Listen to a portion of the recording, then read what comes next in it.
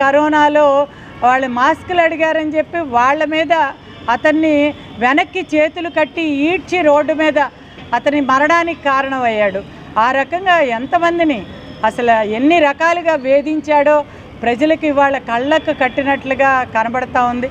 చివరికి చంద్రబాబు గారిని మరి ఆయన మీద స్కిల్ డెవలప్మెంట్ దాని మీద ఆయన ఎంతోమంది విద్యార్థులు మేము స్కిల్స్ నేర్చుకుని లక్షలు సంపాదించుకుంటున్నామని ఒకవైపు చెప్తూ ఉన్నా కూడా మరి ఆయన మీద కేసు పెట్టి ఇవాళ 2 నెలల పాటు జైల్లో పెట్టడం అని అంటే ఇతని ఆగడాలకి అంతే లేదు. రేపు ప్రజలందరూ కూడా భయపడుతున్నారు, పొరపాటున వస్తే మేము అసలు ఈ ఆంధ్ర రాష్ట్రంలో బతికే పరిస్థితే ఇక్కడ లేదని చెప్పి ఇవాళ ప్రతి ఒక్కరికి కూడా అర్థమైపోయింది.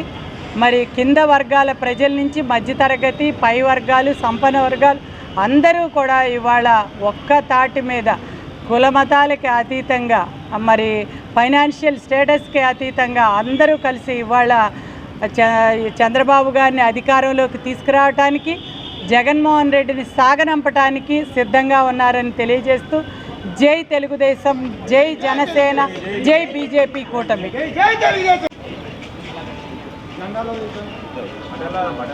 ఈరోజు విజయవాడ తూర్పు నియోజకవర్గం మన నిర్మలా కాన్వెంట్ రోడ్లో తెలుగుదేశం అభ్యర్థులు గద్దె రామ్మోహన్ గారు, అదేవిధంగా కేసినేని శివనాథ్ గారికి ఇంటింటి ప్రచారం చేస్తూ ఈ రోజున మేము బయలుదేరటం జరిగింది.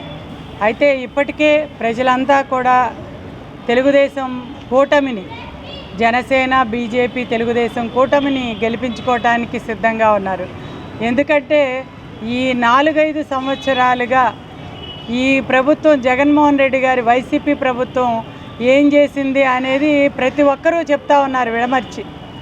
భూ కబ్జాలు, దందాలు, మరి ఈ రోజున విధ్వంసం, ఏదైతే రాజధానిని మనం వడివడిగా ఆ రోజున ఆంధ్రప్రదేశ్ రాష్ట్రం విడిపోయి ఇబ్బందుల్లో ఉంటే మరి రైతన్నలు అందరూ కూడా సహకరించి ఆ రోజున భూములు ఇస్తే మనం అమరావతి రాజధాని నిర్మాణం చేసుకుంటే దాన్ని విధ్వంసం చేసింది ఈ వైసీపీ ప్రభుత్వం.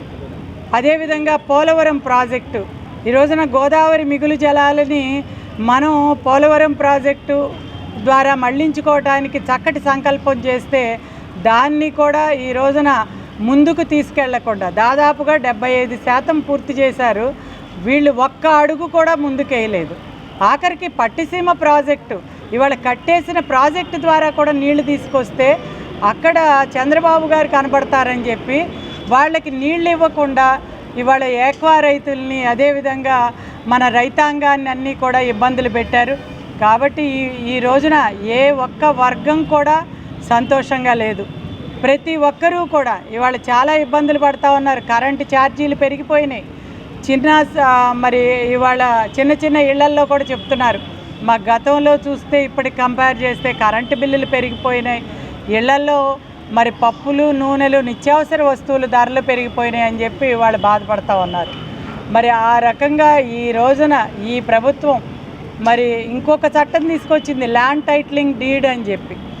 మరి ఎక్కడెక్కడి 3 రాజధానులు అని చెప్పి ఏ రకంగా సౌత్ ఆఫ్రికా అని ఉదాహరణగా తీసుకుందో అదేవిధంగా ఇక్కడ ల్యాండ్ టైటిలింగ్ డీడ్ ఏదైతే చెప్పాలంటే పెద్దాళ్ళు అంటారు ముదనష్టపు చట్ట ఎక్కడో దొరుకుతాయి ఇతనికి ఆలోచనలు, అవి బాగుపడేవి మాత్రం కాదు. మరి జనాల్ని పాడు చేసేవి, నాశనం చేసే ఈ రోజున ఈ ఈ ఏదైతే ఉందో ల్యాండ్ టైటిలింగ్ డీడ్ ద్వారా ప్రతి ఒక్కరి ఆస్తి పత్రాలను తీసుకొచ్చి మరి ఆన్లైన్ చేస్తారంట, అది ఒక ప్రైవేట్ సంస్థకు అప్పచెప్తారంట. మన దగ్గర మాత్రం ఒరిజినల్ రికార్డు ఉండదు.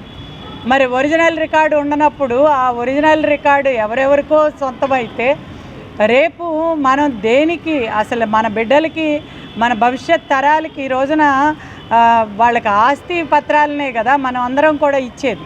అటువంటిది ఆ ఆస్తుల్ని కూడా తన కాలి కింద వేసుకుని వాళ్ళు ఎలాగైతే వ్యవస్థల్ని నాశనం చేశాడో, ఈ రాజ్యాంగంలో ఉన్న వ్యవస్థల్ని మరి పోలీస్ వ్యవస్థని తన చేతి కింద పెట్టుకుని ఈ 5 సంవత్సరాల పాటు ఎన్ని ఆగడాలు చేశాడో మనం చూసాం.